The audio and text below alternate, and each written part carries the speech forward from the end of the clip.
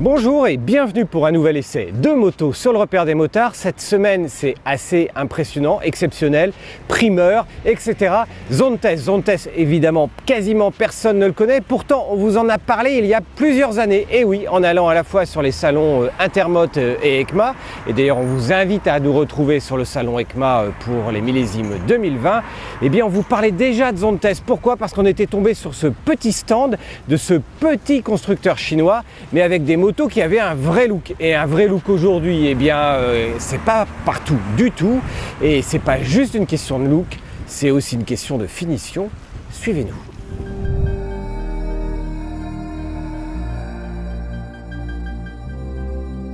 Regardez bien ce modèle. Bon, on oublie le coloris jaune, c'est comme certaines voitures, comme la Ka qui était en rose fuchsia, eh bien personne ne l'achètera sans doute dans ce coloris-là, mais par contre le reste de la moto. Alors déjà le petit 6 bar, on remarque ici toute la finition, l'écran TFT naturellement, on remarque la trappe à essence qui est complètement cachée ici dans le reste du carénage, on regarde l'ensemble des commodos particulièrement complets, franchement il faut de temps en temps des 1200 cm3 pour voir ce détail.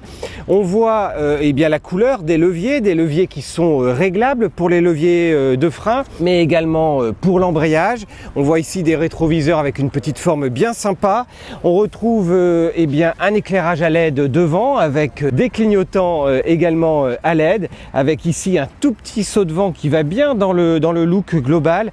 On a presque une tête d'alien, hein. On a presque un masque d'un robot extraterrestre ici à l'avant, masque qu'on le retrouve d'ailleurs dès qu'on allume l'écran. Et puis la finition continue, on admire un petit peu les bras de fourche ici qui sont de la fourche avant qui sont de couleur bronze. On retrouve un sabot en bas, on retrouve ici eh bien, des protections en cas de chute, on retrouve ici un petit support anti-vol. Bon franchement le support anti-vol hein, c'est du gadget parce qu'on n'a pas réussi à mettre le moindre anti-vol dessus. On retrouve des repose-pieds qui sont vraiment bien finis, des repose-pieds design, je dirais, un design que l'on retrouve également dans les repose-pieds passagers parce qu'ils se rétractent parfaitement. Bon, c'est pas toujours évident, hein. On voit même plus les repose-pieds passagers par rapport à d'habitude.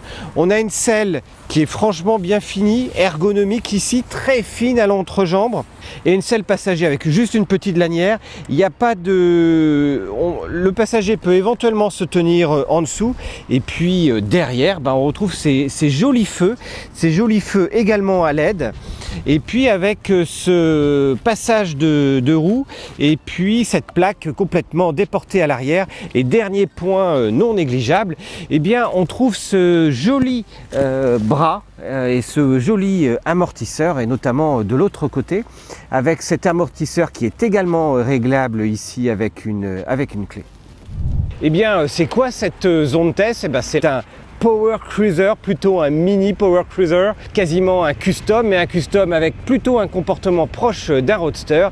Et derrière, eh bien, qu'est-ce qui se cache? Eh bien, c'est un 312 cm3, un 312 cm3 qui développe 35 chevaux. 35 chevaux, et oui, c'est pas beaucoup, mais du coup, ça permet un accès au permis à deux. Avec cette petite 310V, on a une selle très basse, 720 mm, c'est idéal pour les petits gabarits, surtout pour moi. En plus, la selle est bien échancrée, elle est bien fine ici. Résultat, on met les deux pieds parfaitement à terre, et objectivement, ça c'est une machine qui est idéale, même pour les gabarits, 1,60 m, elles mettent les pieds bien à terre. En plus, la machine est légère, le poids est plutôt vers le bas, donc même à l'arrêt, y compris pour reculer, eh bien franchement, c'est sans toucher le guidon. Aussi bien à l'avant qu'à l'arrière, et ça c'est très pratique.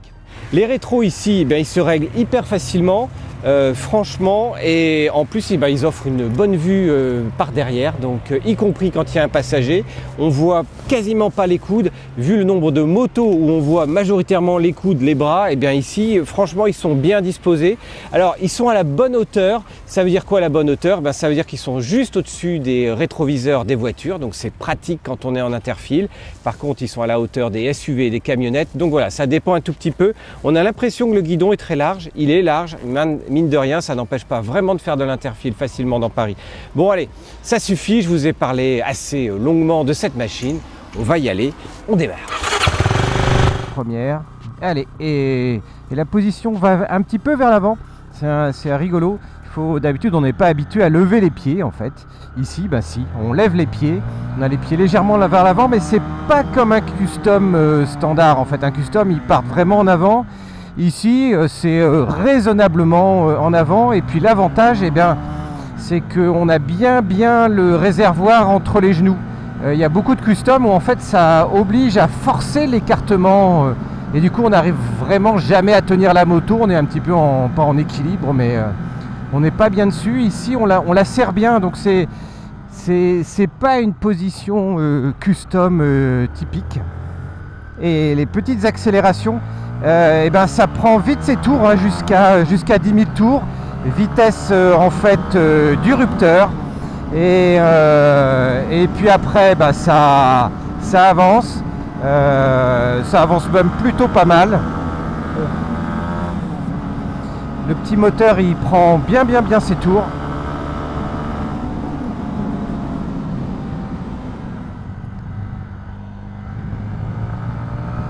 Les accélérations sont franches, à condition vraiment de ne pas hésiter à monter dans les tours. Parce qu'en fait, eh ben, le moteur donne le meilleur de lui-même vraiment à partir de 7000 voire 8000 tours. Et il ne faut pas hésiter du tout à le cravacher, jusqu'à 10 000. Et ça ne le gêne pas du tout. Vraiment, on sent à peine les vibrations. En fait, comparativement, on sent davantage les vibrations quand on est en dessous, c'est-à-dire aux environs des 5000. Et après, au-delà, c'est un léger fourmillement uniquement. Donc ça, c'est plutôt sympa. Et même quand on est à 120, bah, y a de la reprise en fait, plutôt vigoureuse. Donc le 300 est assez sympa jusqu'à arriver au Rupteur.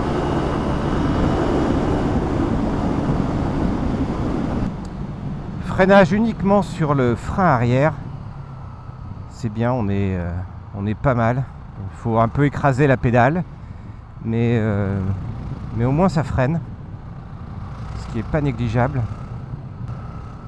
En fait, on peut rester en 6, 6 sur les vitesses autorisées sur les voies rapides, c'est pas mal. En fait, le seul moment où il aime pas ces vitesses-là, c'est en ville. Alors bizarrement, sur le modèle d'essai, le plein phare marche pas. Peut-être un petit truc à régler. Par contre, l'appel de phare ici, c'est vraiment, il est vraiment important. Et alors en petite courbe, ben, c'est nickel, hein, on va même aller jusqu'à la garde au sol est pas mal en fait. On peut y aller. On est plus proche d'un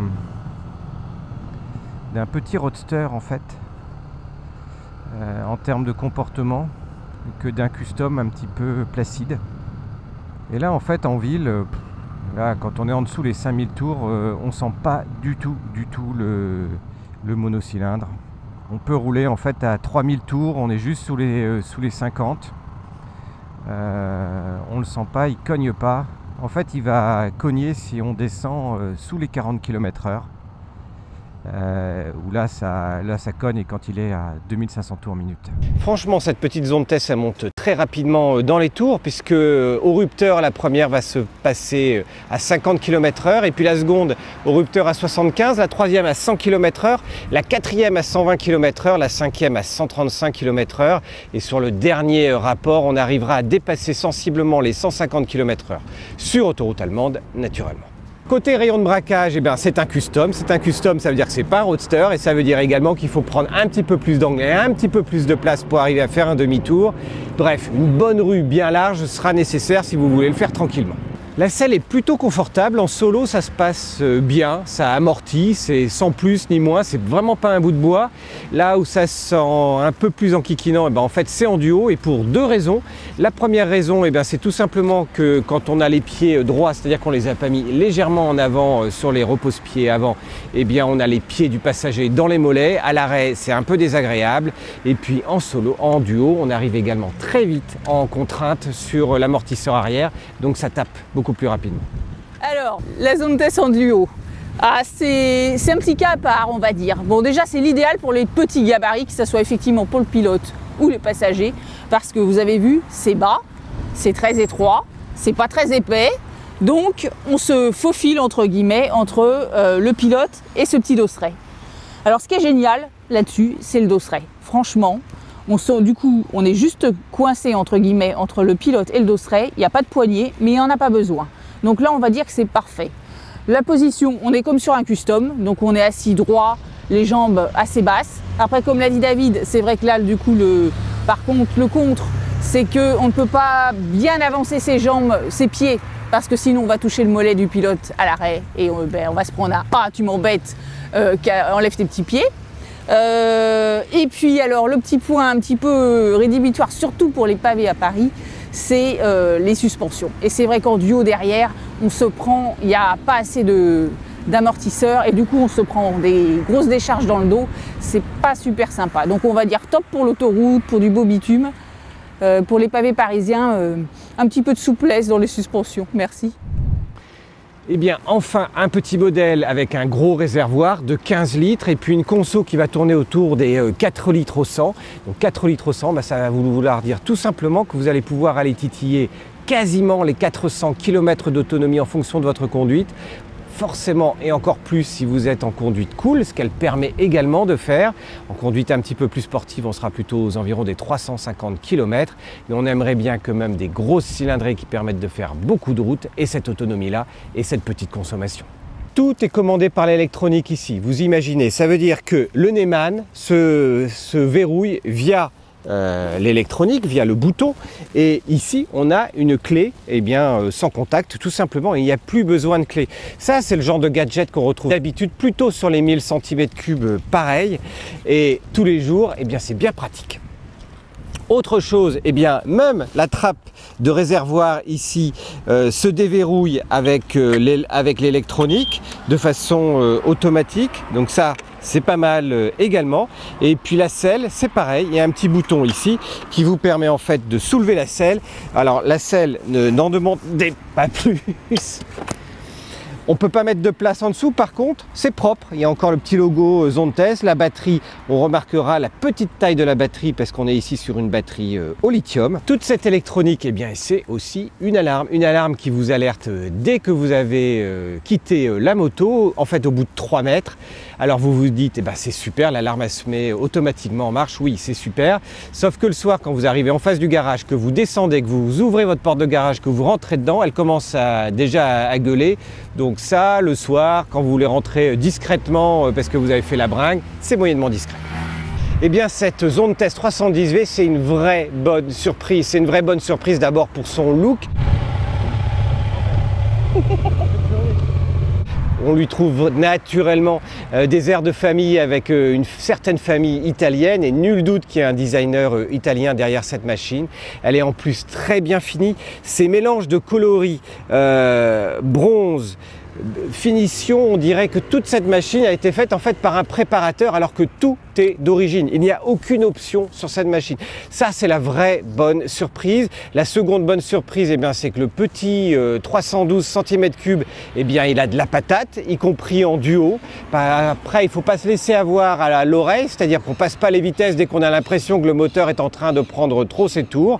Et on a tendance à le faire auquel cas à 5000 tours minute. Et si c'est dans ce cas-là, on se dit « Ah, la machine, elle n'a rien dans le ventre ».